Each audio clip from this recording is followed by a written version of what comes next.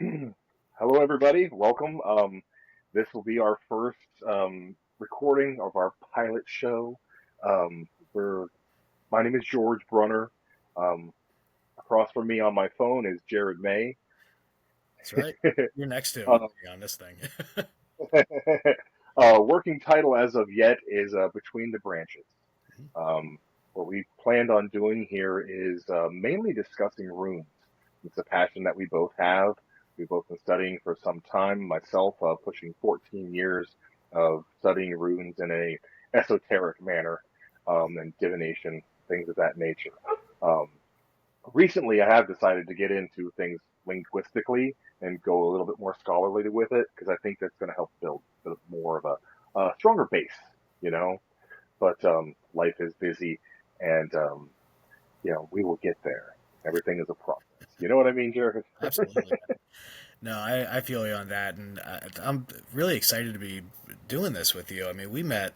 What is it now? Two years ago, maybe Round three. about yeah, Uh, round about 2 years ago. yeah, Yeah, through Facebook yeah. and some groups that we shared in common at the time, and just getting on the Facebook lives and doing some rune classes, and found that we held a lot of very similar experiences and values and ways that we approach the runes and how we kind of view them on a daily basis, how they make themselves known in our lives as much as throughout history.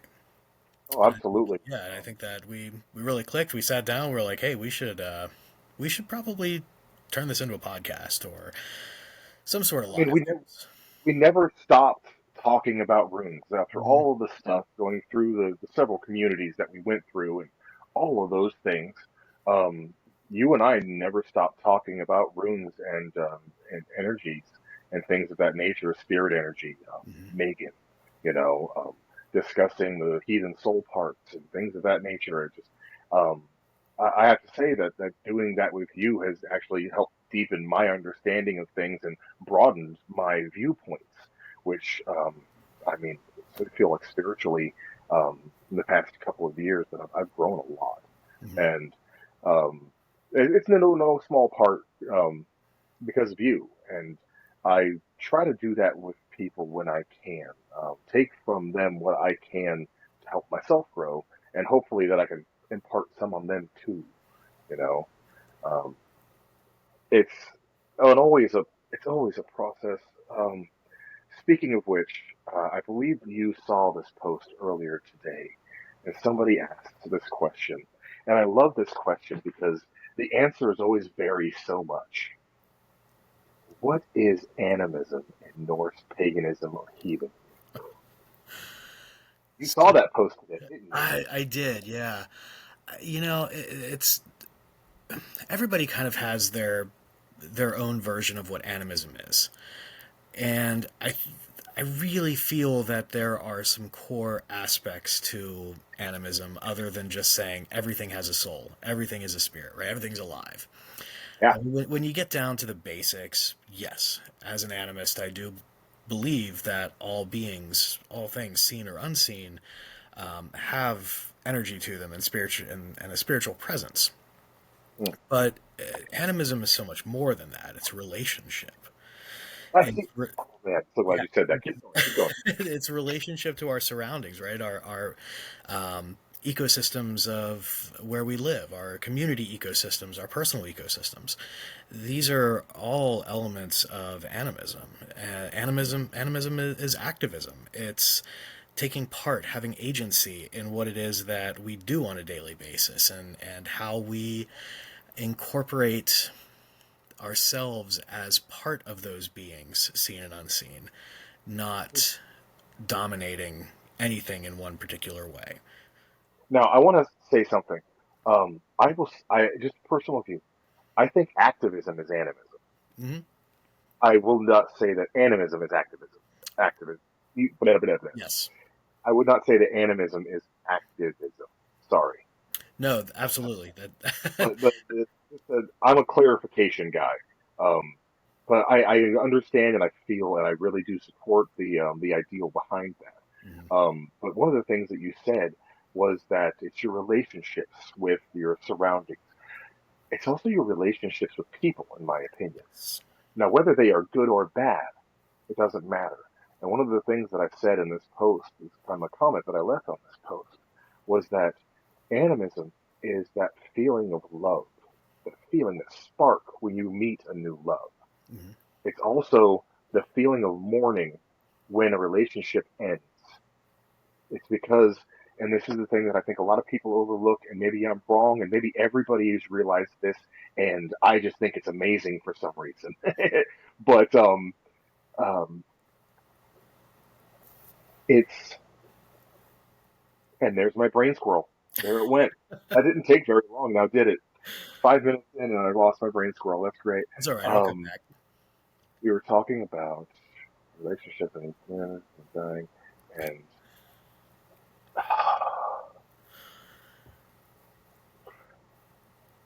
Relationship say, with others, other people in particular. good or bad, the mooring of relationship. Oh, there we are. There it is. Starts again. Um, the relationship itself, I don't know if you would say has a spirit or is a spirit. It's one of the two, and I'm not sure which one, but it's one of the two, and it's an important aspect, in my opinion, Mm-hmm. to think about because the relationship itself, being a living, breathing entity, is the way I try to look at it. It's something that needs to have, you need to have regard for it and respect for it. Mm-hmm. The relationship itself, not just the person in that relationship, Right. but the energy of that relationship itself. You know, when you are um, in a romantic relationship with somebody, when you are um, being monogamous, it's not just out of respect for that person, in my opinion. It should be out of respect for the bond or the agreement that you guys have made. And this brings me to another point. Oaths are animism. Mm-hmm. An oath is an animism. Whenever you, the reason I have this guy right here tattooed right there is because of my wife. She has the same tattoo on her hand. Mm-hmm. Actually, the swap because the letters changed. Mine. Well, when you start thinking about these uh, elements of animism and almost an intangible, like when we think about the animism that's present in our environment, we look at a rock and we say that rock has spirit, right? But when you're talking about love, when you're talking about relationship, how is that a spirit? This is where that concept of the egregore comes in, right? This thought form that we've created and given life to, and it allows to feed off of it. And that makes perfect sense because, in a way, the spiritual element of the runes that we look at from a modern perspective very much has an egregore of itself. You brought up going into it as a literary, looking at it as language, looking at the historical aspects of all those things, which first and foremost they are. And Exactly. it really isn't until the way The we look at 18. it today, well, yeah, 1800s into the 1970s, that we see things, the runes, as these mystical beings. Even though in the sagas and the Eddas, um, uh, they're all referenced as having some sort of power, Very much so. that kind of ends there.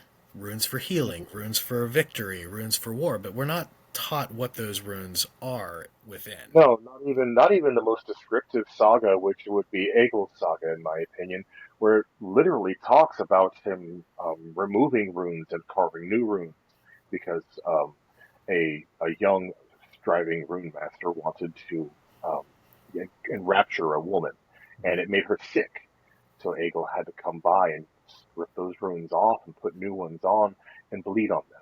Right. Or, when he carved into his cup to keep himself from being poisoned, and he bled on them.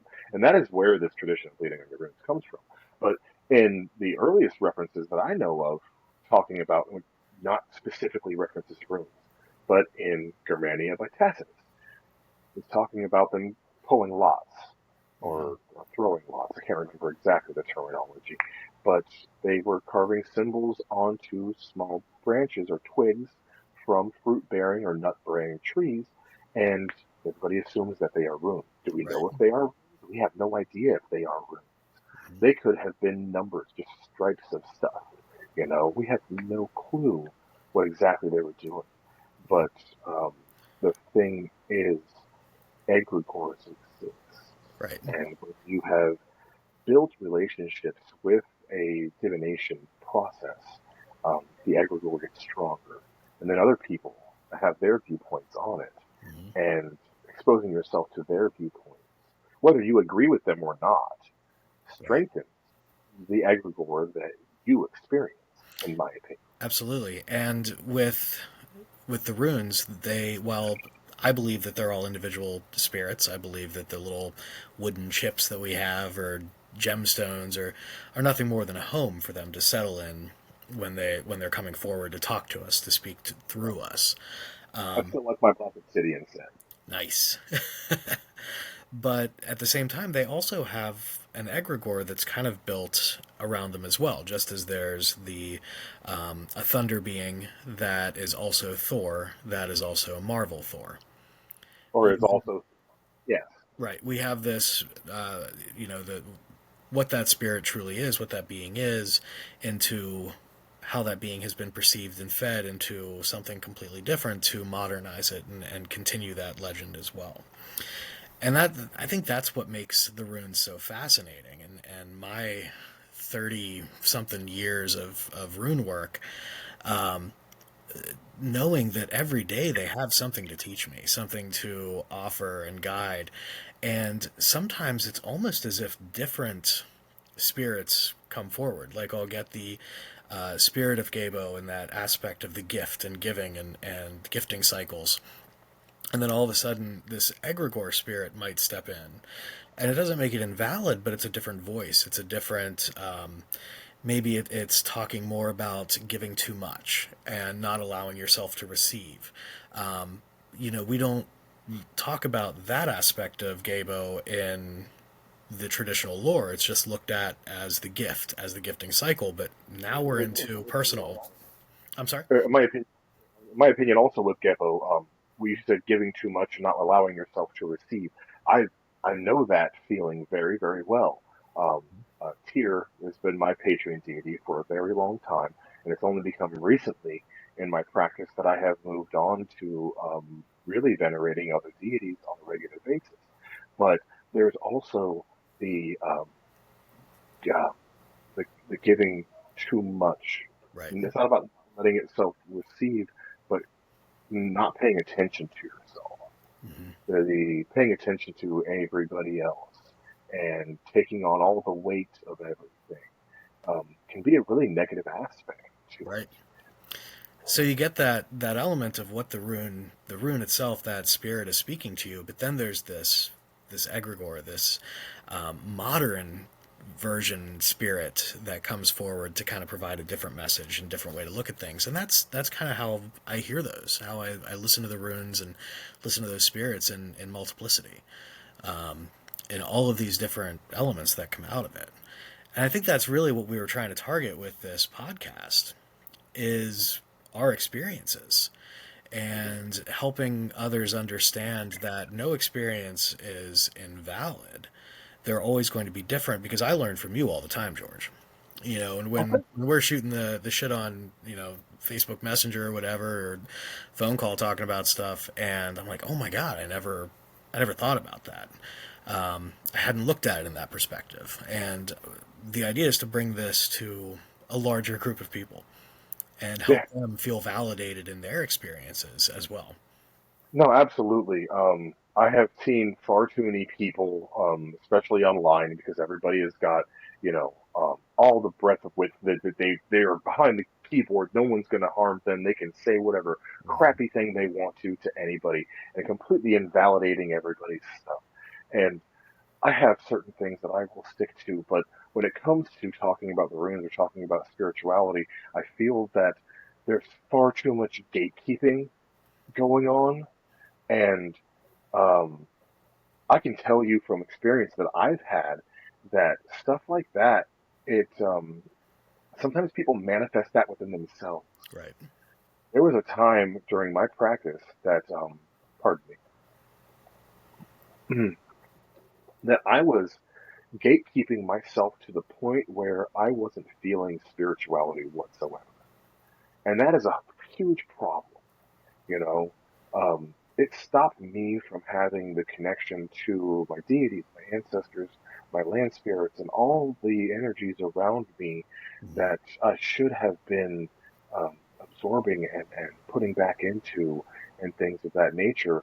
And I was gatekeeping myself, Yeah. mainly because of all of the negativity that I was seeing online, and it was very constraining. It was quite awful, to tell you the truth. And I look back on it, and I pity the person that I was at one point for a couple of years, that I wasted that time not growing. And when you go online and somebody says this is part of my practice, they show their altar, and it's not just like your altar, the way that you were taught how to do it, because maybe you were exposed very young to somebody that grew up in their tradition. Hmm. So it's not the same. We don't do that. That's very Christian of you. Stuff like that. It's just, I don't know. What's the word I'm looking for? Arrogant, um, Yeah. pomp. I, But I was gonna say, I mean, arrogant definitely fits in there. I'm trying to find that word as well, but it's, I mean, in the long run, it doesn't serve anybody. It doesn't serve anybody, and I think that they think. I mean, there's that old saying where you don't have anything nice to say, you don't say anything at all. Blah blah blah. But I mean, it kind of rings true at certain points. But I found that when, let's just say, and I'm just going to give an example because this is a really common one. A lot of people like to utilize white sage in their practice, even mhm, though they are Norse pagan variety. Um, Now, there's a lot of Native Indigenous Americans that would appreciate us not doing that because they hold white sage as sacred. mhm. Um, and it is a plant that only grows in the Americas. So if you want to get into closed practice stuff, it's theirs. But in my viewpoint, if we're not appropriating the practice itself and trying to imitate their ritual, um, yeah, you can totally use that. But there's other things that you can do to suggest to people. Um, uh, Northern European practitioners, instead of a product called white sage, typically use mugwort, Mhm. or I'm probably going to butcher the name of this. I want to say it's tarjit, which is basically fat wood. It is the core of a fallen evergreen where Hmm. all of the sap recedes and goes into. And this is the traditional cleansing or clearing item that they would use. And then mugwort would come after that to invite Mhm. in good spirits. So I typically would just say, that's very cool. You got the thing going on. You could also try this sometime because of this. And Right. I'm not going to chastise somebody for it because, one, I'm not an Indigenous American, and it's not my place to chastise somebody for them. But as somebody who has gained knowledge and experience in some areas, I will kindly share it. And hopefully people pick up on it a little bit here and there. But I cannot force people to do it, and I'm certainly not going to down somebody for doing something that really, in the long run, Mhm. hurts not a person. See, I will educate. I will explain why doing those types of things or so forth could be seen as violent, could be seen as aggressive, or um, almost It's the at the, colonial practice, and I it's will at call the, that at the out. least it's appropriative. Right. And I get you. There are some people that would see that as an act of somewhat of an act of aggression.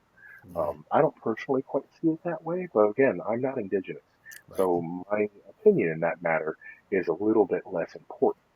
Oh, right. And we have to approach it from a different perspective. But that, I mean, this is probably a good topic for a podcast down the road for sure, for an episode. Definitely, we should Um, definitely put a pin in that. yeah, absolutely. I was trying to think what else we can talk about on this pilot. So where we're at and who we are, our own spiritual practices, maybe these 10 icebreaker questions that I came up with, George. I like it. Yes, let's go for it. Just something to kind of mix it up a little bit, right? Why Um, not? Yeah, I was like, hey, let's see how we can make this awkward for both of us, and I'll answer them too. So we'll just go through and Right I'll on. answer them here. Hey, I'm all for awkward. Yeah. So That's how I've lived my life. It's okay. so question number one. What is the very first memory you've had of encountering the runes, or something that felt runic, even before you had a name for it?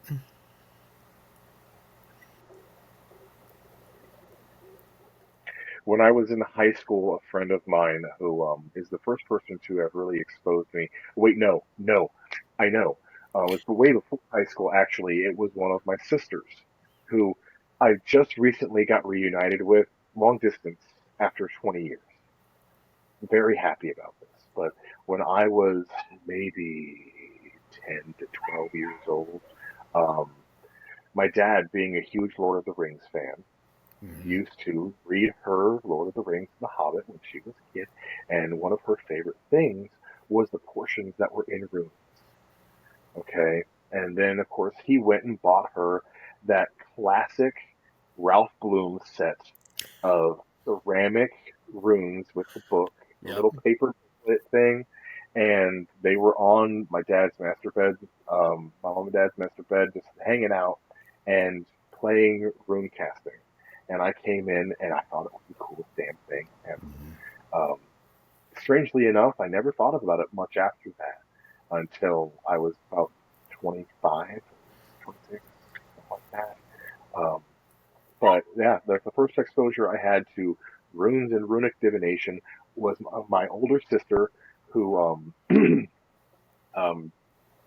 who just was having fun with what she knew was somewhat spiritual, but was more of a game for her and her adopted father. Yeah. So I was 12 ish, maybe 13, and I'd read Lord of the Rings. I'd seen the runes in there. Didn't think twice about it because I was so fascinated with the world building aspect of everything, right? One moment. Mm-hmm. God's bless Tolkien. Yes. We wouldn't know what we did, right? We wouldn't know what we know now if it wasn't for that. But I found this book series. It was a three-part teen book series. I don't even know how you describe it. Young adult fiction, whatever. The same woman that wrote the Vampire Diaries wrote the series, and it was about this girl and her friends who go to some little occult shop and buy like a board game. And in the board game, it's like Jumanji. They all get sucked into it, right? But the devil is chasing them, and the game board becomes the house that they're in, and she's house sitting for her uncle, who she learns was a Vitki, and he has all these books on how to use rune magic and everything. And she fights the devil with the runes, right? And there were no pictures of them in there, just descriptions by the author, and very loose, very liberal aspects of what the runes are. Looking at them today, not so much. There actually is a lot of depth to it. For instance, whenever she wanted to escape, she would trace urus onto a wall, and it would turn into a door. And right, like when you look at the runes at face value, arguing in that perspective of no, this is what they are. Urus means auroch, it means strength. Great. What are door jams? What are doorways? A very strong structural support system. It keeps a wall up. It helps to most of them being made from oak. I mean, there's all of these little elements to it that relate us to that.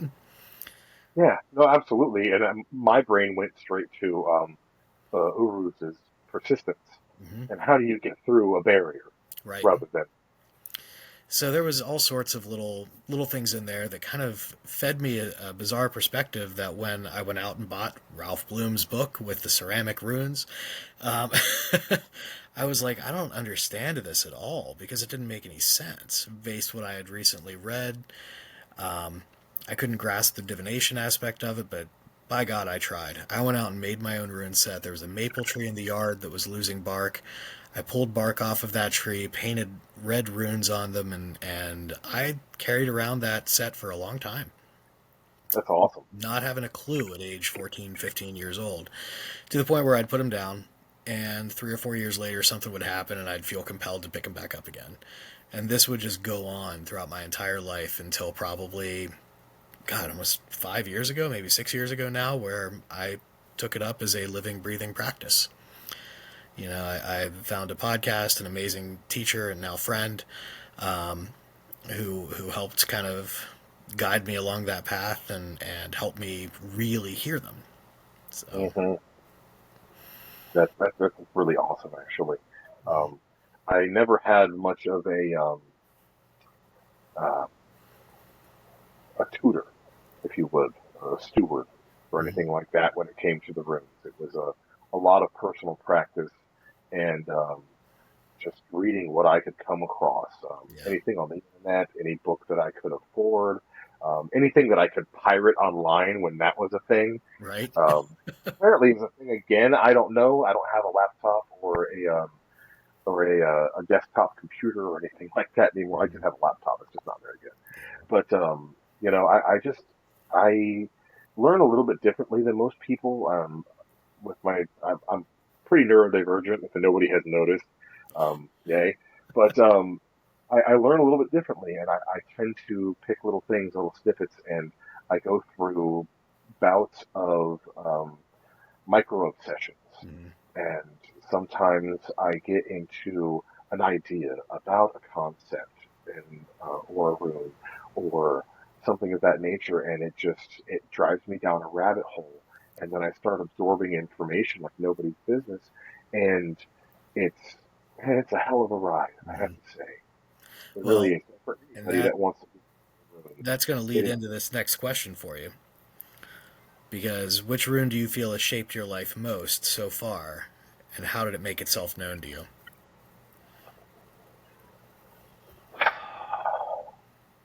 For at least the past 5 years, every day I have taken off of not necessarily an altar, but in the morning, a specific place of, import, my Mjolnir right here. Um, you can see it has a Tiwaz rune on it. As I said before, Tyr has been my patron god for most of my practice and is still very important to me. Um, I kind of see it as not just self-sacrifice, but especially lately in the past year or so, maybe a little bit more than that, but sovereignty, self-sovereignty. Mhm. Also being able to discern what is most important while also learning from what I've learned and that the ends never justify the means. Yeah. I was actually thinking about a way to word this earlier today. I wasn't even thinking about this podcast, mind you. It was just my brain doing what it does. But the concept that if you need the ends to justify the means was never justifiable. Mhm. So um, it's I guess that speaks for itself. I don't know if I can explain it better than that. No, I think that's brilliant. For me, it was probably Evaz, the horse rune. Hmm. And it was given to me as a gift because it looks like an M, and my last name is May. Hmm. So that was something that was kind of passed on. When in reality, it was given to me by an old girlfriend who loved horses as well. So there were a lot of these little mixed things in there that kind of went through it. And between that and now those are the two that haunt me today, that constantly plague me, constantly find themselves trying to whittle their way into my life.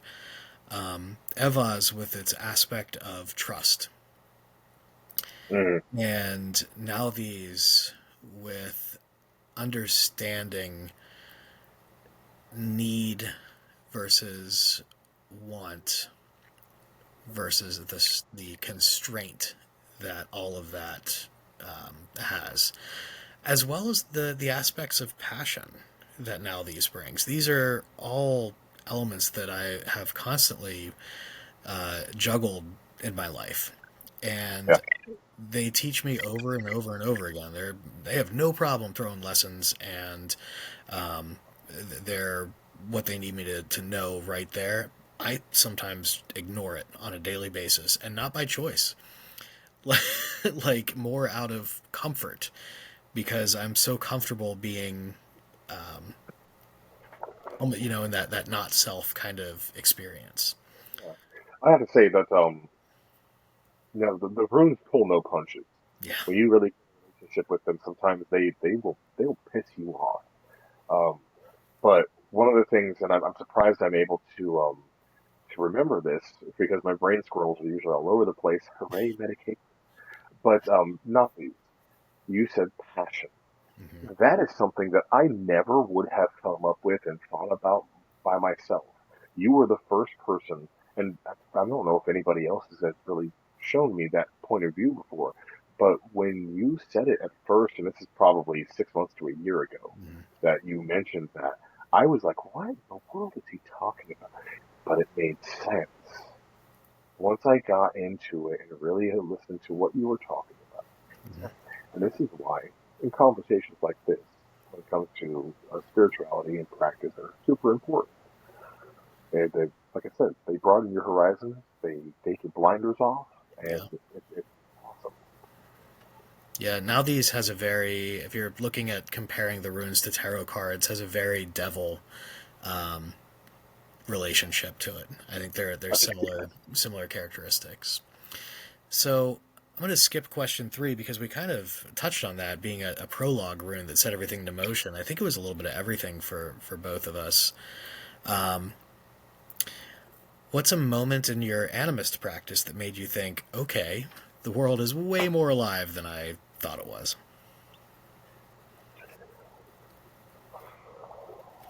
man. Ah, there's been so many of those. There really, really has. Um,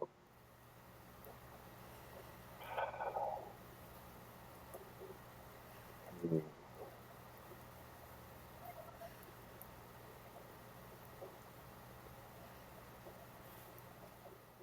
I can't give details. What I can say is that there was a certain person who did some things, and it was being overlooked by a lot of people. They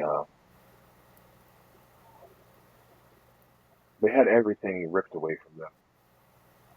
It was a lot of people look at it as karma or yeah, or what have you, whatever spiritual force you want to put on it, building bad weird, But that's really what it boiled down to, in my opinion. He built bad weird, and he got very loosey goosey with it and thought that he was untouchable.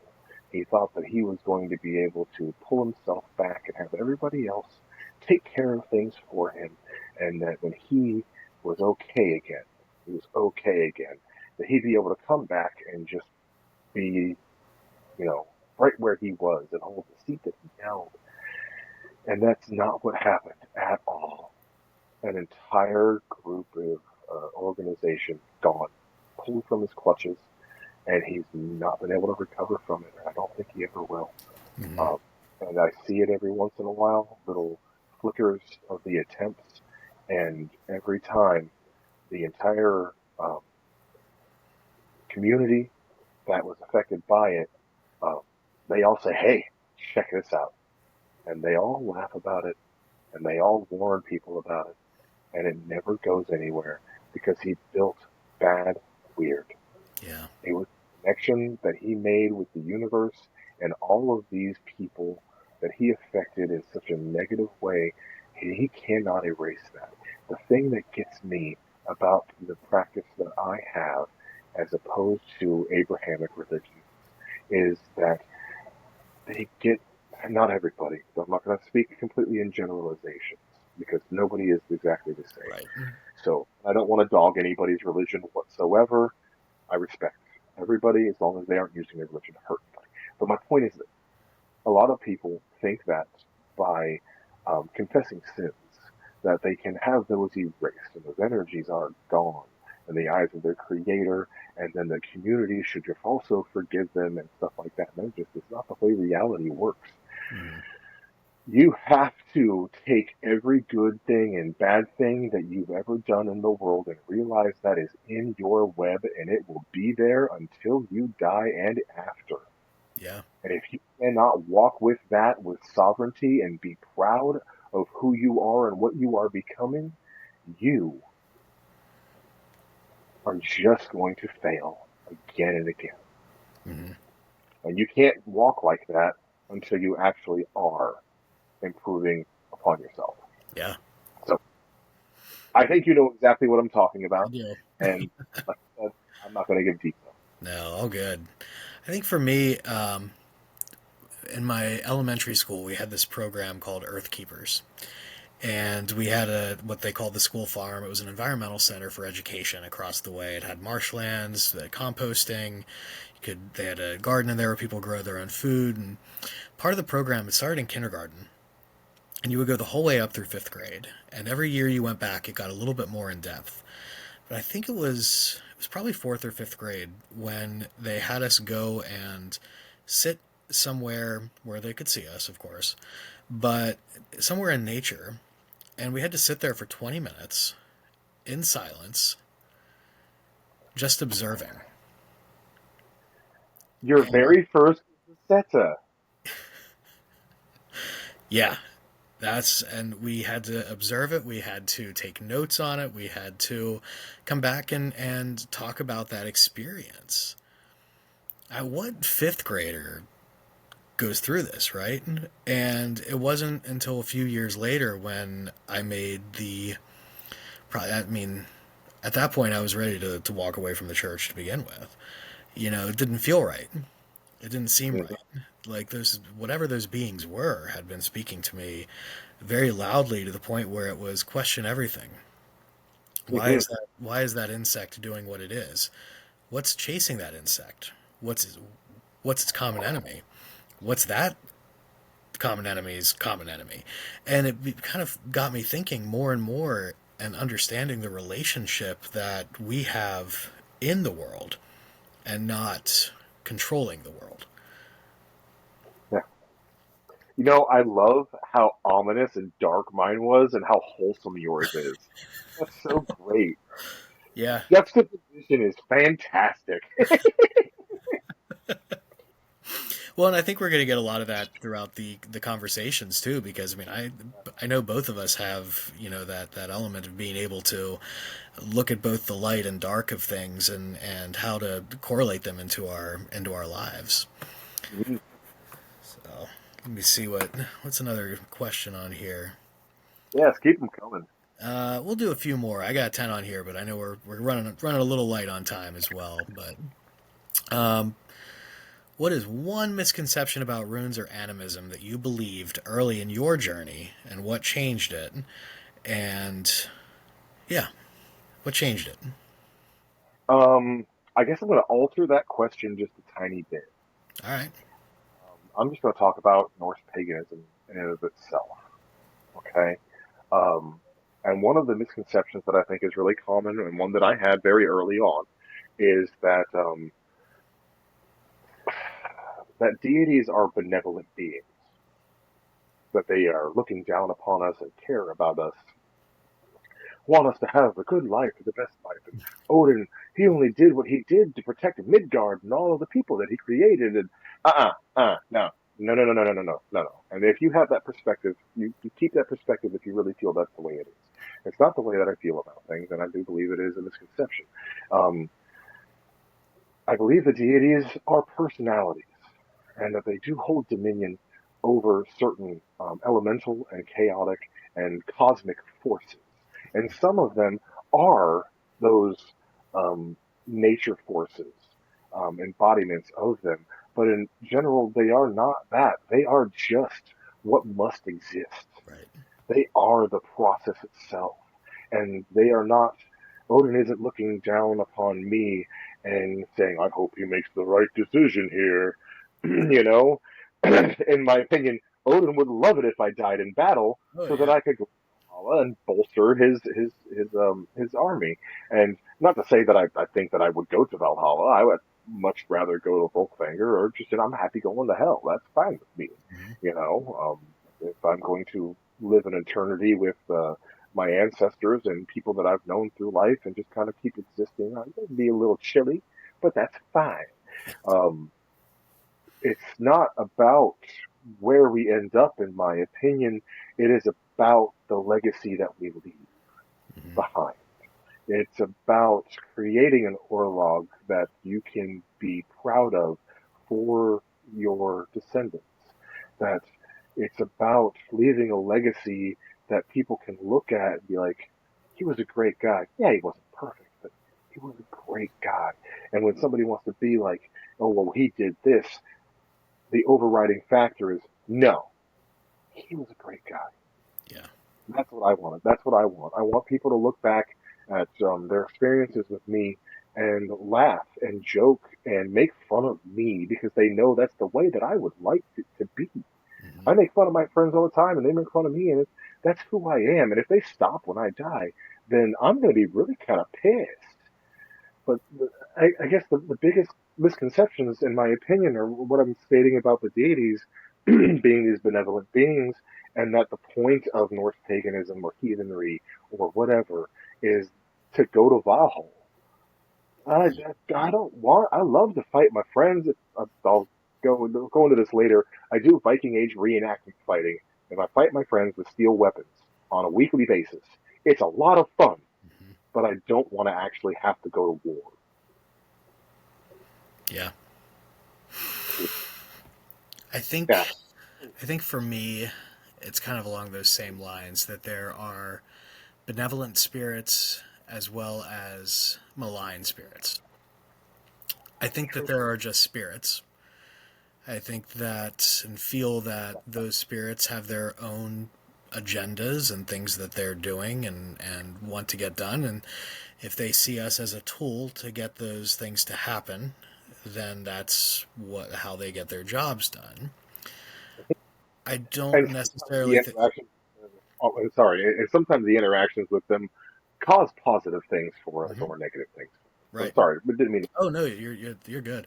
I think that we put too much emphasis, especially in a lot of modern day spiritual groups, New Age groups in particular, where we see this like, oh, I'm being attacked. I'm being, my friend is possessed by a demon and all this other stuff, and I'm like, maybe, very unlikely.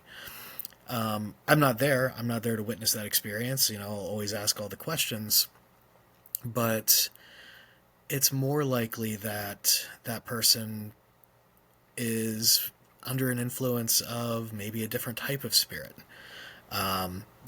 We refer to liquor as spirits for a reason. Um, there are many, many other egregores and living and other, spirits as well, other than just thought forms that have influence and dominion over us, just like you're talking about personalities. If all of a sudden you're feeling like playing a bunch of practical jokes on someone, looking at modern lore, who's to say that Loki isn't coming forward and putting a little influence there to put some saran wrap on the toilet seat? You know what I mean? Like whatever it is, um, there is influence, but is it ever really negative or positive? I think it depends on the relationship that is going on in the world around you. And that's to me is the misconception of that good versus evil sort of thing. You just sparked something in me, and it's funny that I said sparked, and you'll see why. One of the things that me and Jared both love to do is to use pop culture when it comes to trying to explain energies and sometimes animism, sometimes Hmm. runes. And what you were saying about sometimes it's not about whether the spirit is good or bad, but basically about how you let the energy flow through. Right. Avatar: The Last Airbender. When Uncle Iroh teaches Prince Zuko how to redirect the lightning. Hmm. It's like that. Yep. in my um, energy is going to hit you. Sometimes that is it's impossible to stop it from happening, Right. especially if it moves as fast as lightning does. But you can either let it flow through you and direct it into somewhere that is uh, beneficial. Hmm. And sometimes beneficial to you is destructive to somebody else. Don't get me Right. wrong. But that does not mean that necessarily that you are being uh, evil toward them. What's the word I'm looking for? Hmm. Malicious. Right. It is just the way the energy is going to flow sometimes. But if you constrain it and you stop it from being able to flow, uh, it's going to pile straight inside you, zap your heart, and you are going to. It's going to affect you in the most negative way Yep. possible. And it gets Um, ugly. we are conduits for energy all of the time, in my opinion. And sometimes that energy is very positive for us, and sometimes it is negative for us. The best way to deal with these energies is to find the positive route. There is always a positive route to push it out. Right. Absolutely. And it's funny that you mentioned Loki as well. I have to say, like, I'm not one to venerate Loki. Although I can appreciate the energy of Loki, because there are times in my life where I have seen things going on, and I'm like, oh, but what if I tapped this brick in the Jenga right there, and then I Hmm. walk away, Yep. It's the little and I things. don't feel and I don't feel bad about Right. it. Well, I think these were some great questions. The last one we can actually wrap up with on this, but I want to talk about where we're kind of headed in the next episode. And the idea right now that we had discussed is to pull a rune and walk with it until the next episode and share our experiences, share some of the traditional lore, the what lore keepers and runesters, I think they're sometimes called, Yeah, would relate to it as. So we'll touch on the linguistic, the historic, that sort of thing. But I think the more important aspect is going to be how is that rune presenting itself to us today, yes, and I think this is a fantastic idea to pull one at random, as you yeah, suggested. I just love that idea because of every time that I've done a series of rune classes online or something of that nature, I've always just gone from beginning to end. hmm, And this is going to keep us on our toes. oh, absolutely, Sometimes we may end up pulling, and I kind of, I hope it doesn't happen, but kind of do hope it happens. We may end up pulling the same rune twice, 2 weeks in a row. hmm, But if that happens, I personally would think it's because we didn't get something yet. And that's it's a just the way two-parter, that I look. Right. two-part episode. You know, we Yeah, just got to exactly. keep going. So, George, if it's all right with you, I've got my rune bag here. Um, I'm going to pull a rune for us to work with until the next episode and give us some talking points. How's that sound? Sounds fantastic. All right. What rune needs to come forward? All right. Interesting choice. Oh, maybe. I don't know. I'm going to do this just in case I don't Um, forget yours at home. That's right side up. That's upside down to me. I don't know. It's the same one either way, in my opinion. Okay. But Burkano, Burkana, um, Yarkin. Yarkin. Yes, yeah, you're gonna know the Saxon ones a lot better than I do. Yep. So that's a great rune. I actually um, had a new perspective on it recently, but I'm gonna save that for the next episode Yeah. because I want that perspective to meld in a little bit more. But I'll leave it at this. I've always looked at Bracano as a very positive rune, and now sometimes I think not so much. And I we'll, think that's very interesting. yeah, we'll get into that experience. I looking at this and I'm like, wow, what an interesting place to begin. You and I are in the northern hemisphere. I mean, you're in down south, and I'm in the Midwest, and we're experiencing two very different types of weather right now. I'm sure, Oh, as yeah, it's it's like 65 to 73 degrees right now. It's beautiful. Yeah, we're 27 and snowing right now. So, we're looking at wanting spring to show up, and Berkana has that kind of spring relationship to it. And you guys are in perpetual spring right now.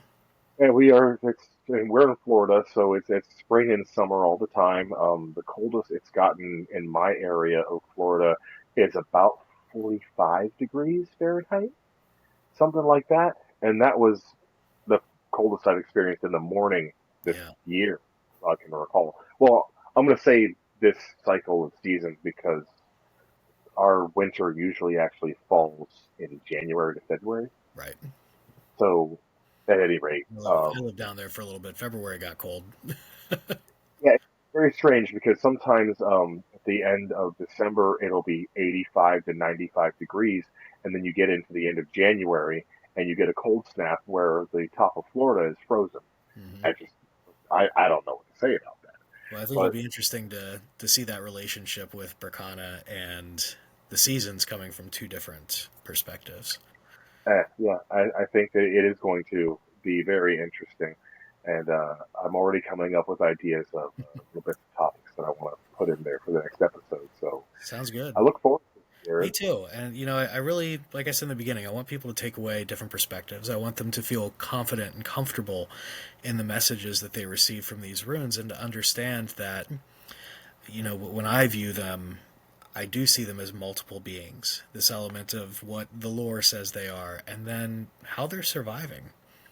Yeah, This what new information and experiences that they've had to relate to us in a modern and modern perspective today. yeah. I would like to say that I'm sure that whatever platform you put it on, there will be some way for people to communicate with us. I would love it if people did. Hmm. I love input. Like I said, I like to learn from people, and I hope people do learn from me as well. Sharing of information is good. I think Odin appreciates it. Wisdom is great for everybody. Um, Absolutely. but I guess in closing, I just want to say, if anybody is watching, thank you for joining us on our first installment of Between the Branches. Yeah. Thanks again, George. Appreciate it, man. Um, we'll catch up. We'll looking forward to the next one. Absolutely. Right Y'all on. have a great night. Take care, folks. Excelsior. Onward and upward.